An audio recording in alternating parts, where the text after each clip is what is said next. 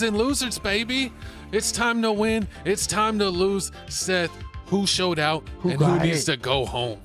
Definitely not the Steelers. But my first is losers is the. I'll put Rodgers on there bleeding. My first losers is the Detroit Lions. I mean, just a very pathetic, disappointing performance. Jared Goff's a statue, just sits in the pocket. He needs to, this offseason, he needs to work on his cardio and work on escaping the pocket, because he's got to realize that you're not going to have 10 minutes to throw every single time. And if no one's open, dude, you got to get out of the pocket and at least get 3 to 4 yards. You know what I'm saying? But unfortunately, he didn't do that. The offensive line was not good run blocking. Jamar Gibbs was 20 of 68. Amon-Ra St. Brown got hurt. Jameson Williams stepped up, 10 catches, 44 yards. But the defense, giving up 4 touchdowns, 234 yards, 0 sacks, 0 turnovers isn't going to cut it.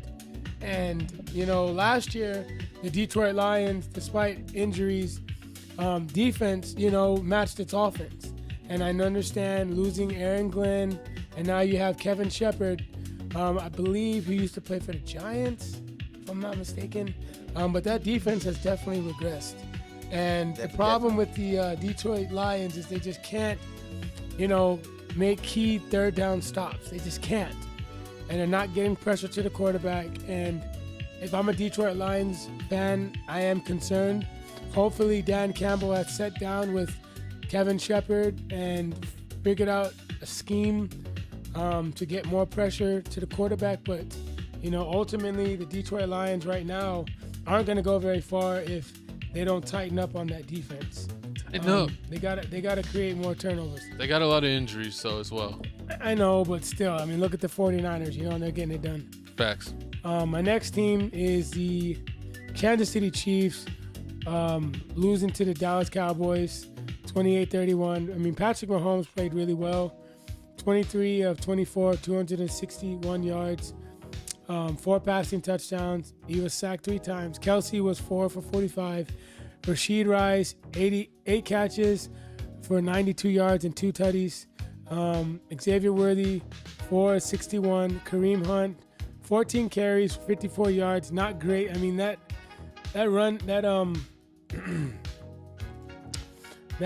run game just got to get better. I mean, Isaiah Pacheco, 3 for 16. I mean, just horrible. And then the defense, giving up 320 yards, 3 passing touchdowns, giving up 3 touchdowns, 2 passing and 1 rushing, and only getting 1 turnover. I mean, the Kansas City Chiefs defense, by Steve Spagnuolo, has not played well this year. It has regressed. They cannot get off the field on third downs. They're not, creating enough turnovers. And, this was something that was happening, back in the Super Bowl, against the Eagles. Jalen Hurts went crazy, and they were just getting killed, in the air. And, you got to worry for the Chiefs defense if you're the Chiefs. I mean, Patrick Mahomes can only do so much with what he's got, but that defense has got to help him out, and the defense is not. Yeah, so if not that at Chiefs all. defense can get back to being what it is and Chris Jones can start taking over games, then I think the Chiefs are fully back. But right now, they're just not. My next loser is the Pittsburgh Steelers. I mean, pathetic performance by Aaron Rodgers.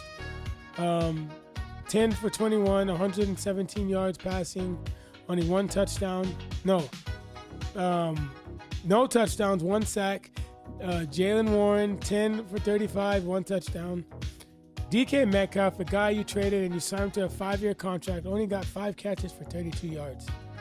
And the defense giving up 244 yards on the ground and creating only 1 turnover. I mean, just embarrassing, dude.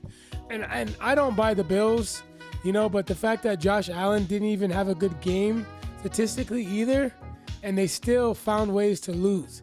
I mean, Aaron Rodgers looks washed. He looks injured, old, but he looks washed.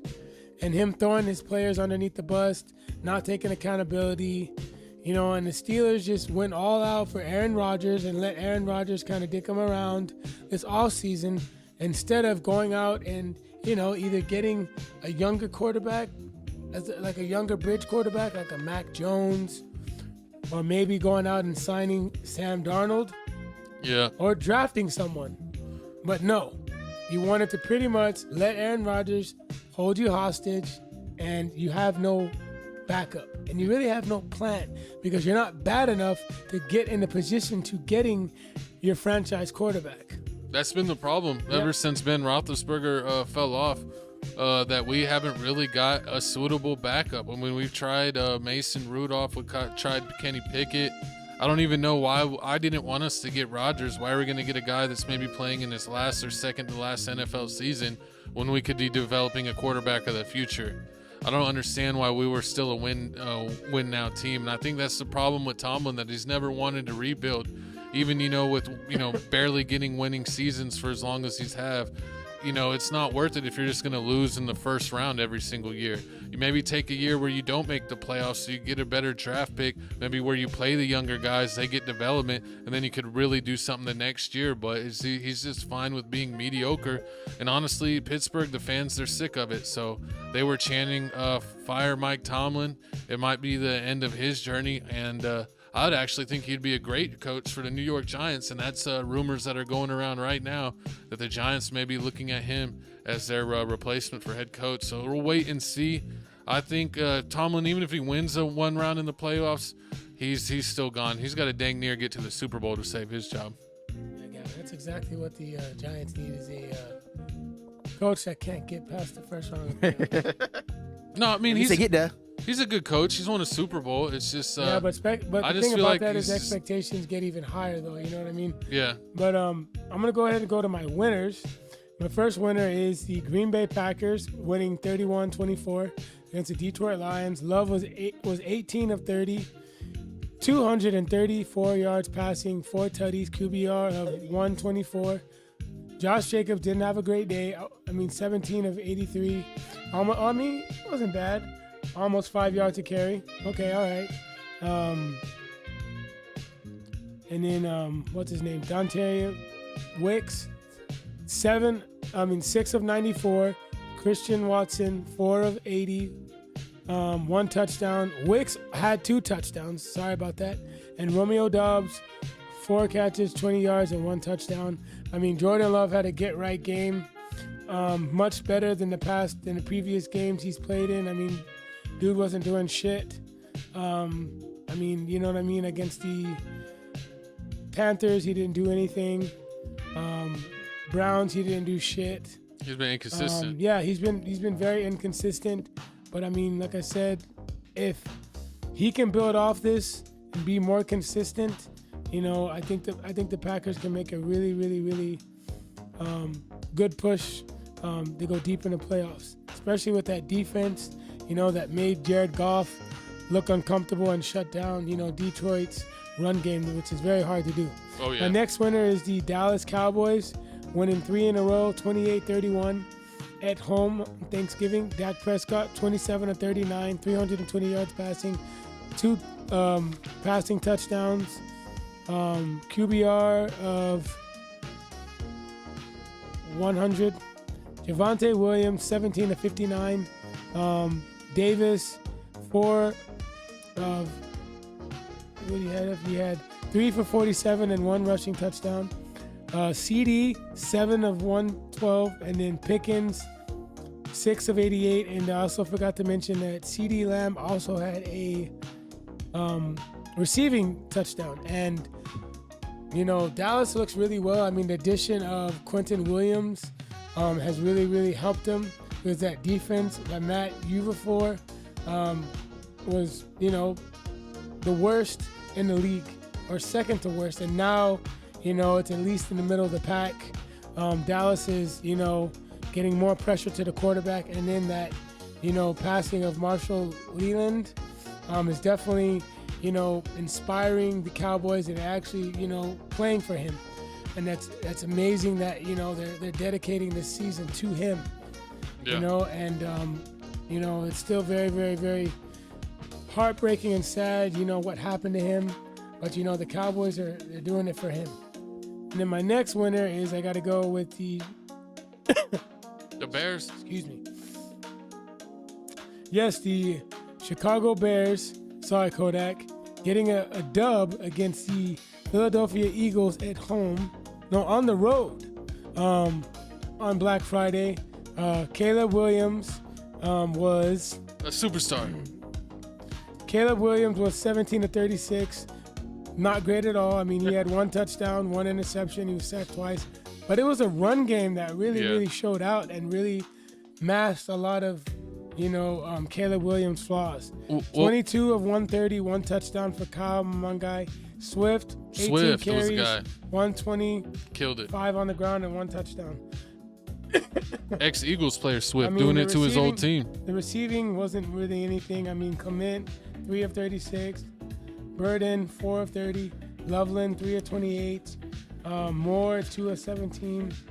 Roma Doomsday, 2 of 8. I mean, it's really that run game from the Chicago Bears that's really helping them win these games, and it's really controlling time of possession. Now, here's my question. When the run game's not going, though, how is Caleb Williams going to do? Because Caleb Williams, has been kind of shaky. Yeah. But luckily, they got the trick plays for that. But luckily, he's got a good run game, and he's got a good defense that's masking a lot of his flaws. Mm-hmm. So we'll see what happens in the playoffs. If you're a Bears fan, do you feel great?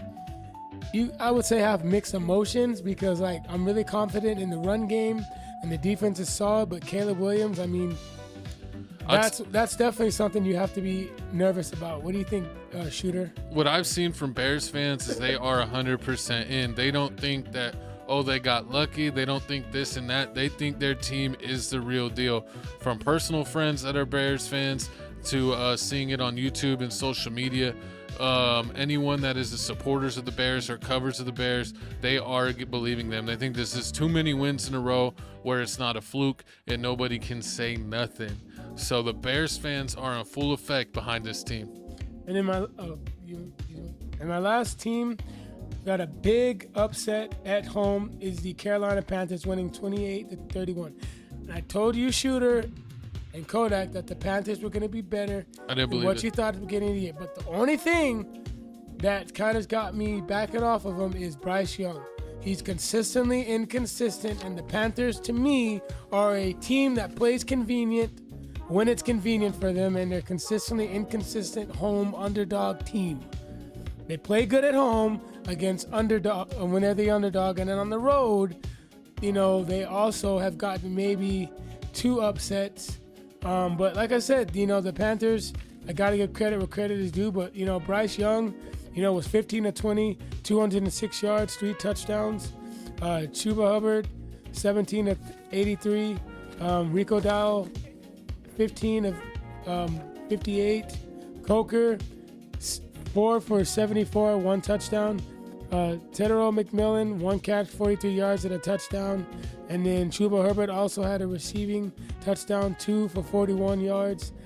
Like I said, you got to give credit where credit is due. The Carolina Panthers, defense, definitely exposed Matthew Stafford with 2 sacks, 2 interceptions. They did their thing. But like I said, it's Bryce Young.